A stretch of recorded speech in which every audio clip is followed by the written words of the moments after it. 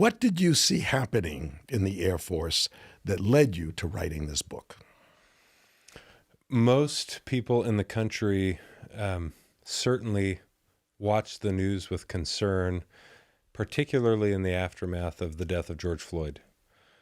We saw rioting, looting, what you might call typically social justice activism, and indeed that was concerning, and the lack of accountability for that behavior oftentimes. And you saw something similar occurring, unfortunately, within our armed forces as well.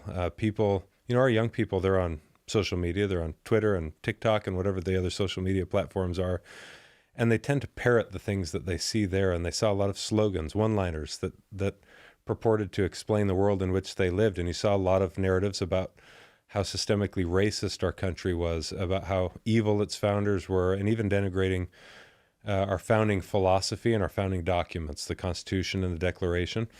And our service members, of all people, actually started to get caught up in that. And I don't think that would have been possible had it not been for the fact that there were even certain senior leaders in uniform from a position of authority, while in their official capacity, using their platform to push a left-wing political agenda. And at my base in particular, where I happened to be stationed and where I was in command, I had an activist base leadership. And they seized that opportunity to start what we would call diversity and inclusion trainings, what we would call race dialogue. But what that looked like in practice was propaganda, I'll call it propaganda videos that were sent out from the base commander to all of the uniformed service members at the base and saying, hey, before next week's down day where we're going to be discussing racial tensions in our country, please watch this video from Amazon Prime, this video from Netflix, or these videos from YouTube, and read this article. And I paid very close attention to what was coming out. I watched it all, read it all, to make sure I understood what was being fed to the young men and women who served in uniform under my command. And what I noticed was that the New York Times 1619 Project narrative was prevalent. It was very anti-American, and frankly, it was denigrating of the very values that you find in America's founding philosophy that cause our service members to want to serve in uniform in an all-voluntary force. If you love your country, you believe in what it stands for, then you want to potentially even put some skin in the game, lay your life down for the cause. And in defense, as you know, our oath is to the Constitution. When you start to hear that your country is evil, when you start to hear from, later on, the Secretary of Defense even, that we have a terrible white nationalism and racism problem within the ranks, which is totally false, by the way. And even some four-star generals and admirals have testified before Congress to that effect, that they've never known a single white supremacist in uniform. And when you start to hear that kind of belittling... Let me interrupt for a second. Yeah. Isn't the chairman of the Joint Chiefs of Staff black? The Secretary of Defense. Is black. He's a retired four-star. Mm-hmm. The chairman of the Joint Chiefs is not black. He's white, General Mark Milley. Okay. Chief of Staff of the Air Force is black. But there's incipient racism throughout the military. Yeah, despite that. Incidentally, 3 out of the last 4 base commanders that I had in Colorado were black. 3 out of the last 4 colonels. These are you don't become a base commander unless you're, well, there's different ranks, but at that base, a colonel. So most of the American people, frankly, in my opinion, are aware that a lot of those narratives were ideologically driven. They're rooted in Marxist ideology. If you've studied the Marxist lineage of ideas at all, and I had in the Defense Department's premier strategy school, which is called SAS, the School of Advanced Air and Space Studies, which in fact, you read a book a day at that school. You'd think you can't learn much reading a book a day, but you can learn a great deal if you spend your entire year reading. And I peeled off during our studies about the Cold War to pay particular attention to Marxist ideology, Marxist revolutions, communism.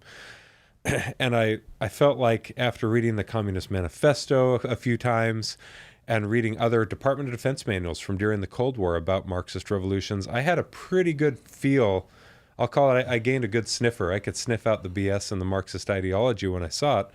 And I show up at this base as a commander, and all of the talking points that were coming from base leadership and even from senior military leaders in the form of diversity, equity, and inclusion trainings had a Marxist lineage. It's rooted in the critical school of thought. It's rooted in postmodernism, and it's a century old in this country. And so I started to notice that, and I started, without invitation, having young service members show up in my office expressing that they were losing their desire to serve their country. It's the very outcome you'd expect if people are being taught that their country is a terrible place. I had an Asian male come into my office and say he was determined to get out in a year following his active duty service commitment because it had become clear to him that to the Defense Department, everything's about the black and white divide. I had a young Native American female, very well accomplished in her military career, in fact, come sit down in my office and express her dismay at all of our talk about race. And she was concerned that moving forward, if she was ever promoted again, or if she ever received any kind of accolade for anything, it might be because she was a female minority. I had a black female in my office. Again, this is all unsolicited. She came and sat down and said, I was never raised to believe this way, but since learning from the base commander and the chaplain at this base, I've learned that I'm an outsider in my country and in the uniform. And as a commander who loves these people a great deal and who cares about doing our mission, this was all you needed to hear to have all of the alarm bells going off. The alarm bells were going off when I saw it coming down, but to hear these young people now sensing that there was this growing division because Marxism, the oppressor versus the oppressed narrative, that's frankly as old as time, but its most recent iteration ideologically was in the Communist Manifesto in 1848 from Marx and Engels. That narrative is intended to cause divisions, groups of people, tribalism, that gets people so emotionally, viscerally entangled in a cause that they're willing to eventually inflict violence upon one another. And this was taking place in our armed forces, and it was wrecking our morale. It was wrecking good order and discipline. So I started to speak up, and I shared it with my chain of command. I filed a formal complaint all the way up to the top. A formal complaint? I filed. Well, I had and what did the complaint say? Well, so I had formal conversations with my immediate supervisor at the base, expressing concern, with which he agreed, and that there was a big problem. And now my immediate supervisor was also No. 6. The base commander was not in my chain of command, who was pushing out all of this propaganda. My immediate supervisor said, I've tried to give feedback to this person before, and it's not well received, so think twice if you want to go give this person direct feedback. That was my feedback from this guy. So I continued to elevate until I finally talked with the senior-most leader in the Space Force, who's a good man, and I respect him a great deal. And of course, before you went to the second level, you got permission. Well, yeah. In fact, I know all of them, and I've always been delicate how I talk about what I'm going to say next because I respect the man.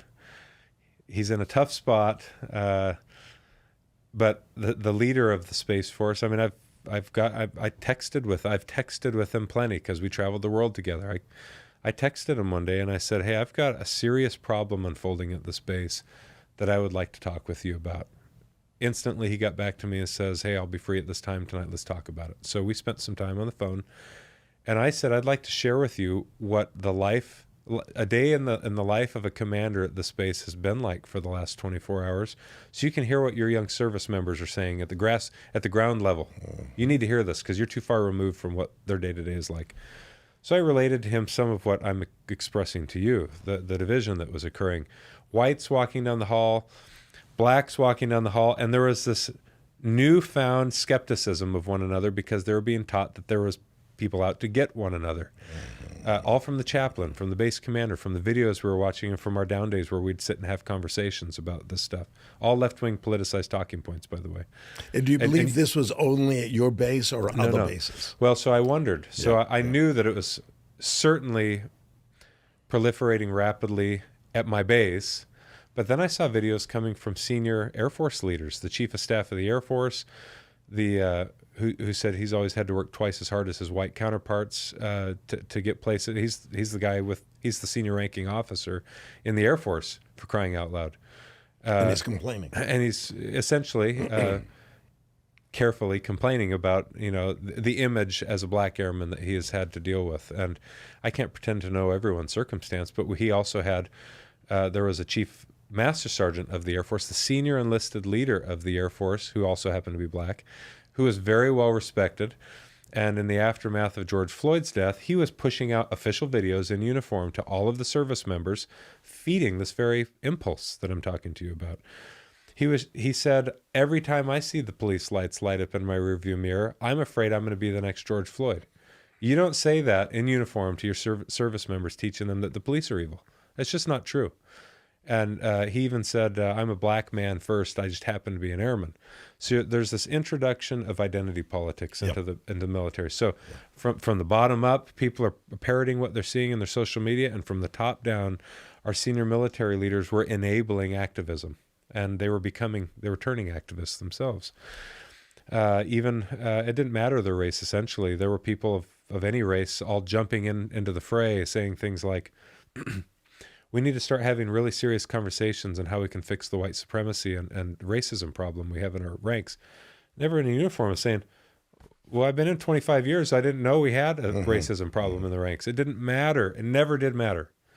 If you had a black commander and you were white, or you had a white commander and you're black, we wore the same uniform. We did the same mission. It didn't matter. Never has. Military's been very good about that kind of thing.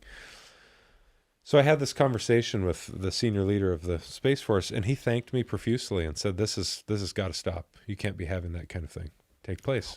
He admitted. Oh, I misheard you. I heard you say this is good stuff. What he said is, this gotta stop. No. So this is, the senior military leaders said, we're thankful for your feedback. This has got to stop. That can't be happening. They agreed with me. Okay. Yeah. So up and down the ranks, they agreed with me. But nothing, it seemed, despite the rank that these men wear on their shoulder, they're not able to change the current of energy that was sweeping across America. He couldn't call the base commander into his office and lay it down and say, this is what you've been doing. This is wrong. I'm going to take away this from you, or you're going to be penalized. Okay, he could have done that, right? He could have, and he should have done it. Right. In fact, and he wasn't the direct supervisor for that. There was a 3-star who was the direct boss, and he should have been the one that did it. He should have called him right up and said, now we're going to get to that too. He should have done that, because it could have stopped it at that base. Right. That base commander would have probably got right in line, and that would have ceased at the base for a season. Yeah, but the President of the United States instead was the one that stepped in. Trump, on 22 September, issued an executive order to all federal agencies, and he said, critical race theory vocabulary should not be spread about in our diversity, equity, and inclusion trainings across the federal agencies and in our uniformed services. And then he shares in that executive order a whole bunch of examples of how this was showing up everywhere in federal agencies. That was the first news to me. It's not just my base. This is showing up everywhere. The President of the United States had to issue an executive order to snuff this stuff out. And I start calling friends who are commanders at other bases. Sure enough, depends on the base, but this was showing up everywhere. I mean, it was a national impulse. The seeds of Marxism had been planted for many years in the universities and throughout American society. And once you watered it, I mean, it all sprung up like weeds all over the place, and our uniformed services weren't exempt. So I filed a formal complaint with the Inspector General's Office of the Space Force, and I thought, if you put this in writing and lay out the illegal discrimination that's taking place, and there's a lot that I've never shared publicly. We had government civilians standing by ready to share witness to the discrimination that was taking place at our base if you were white.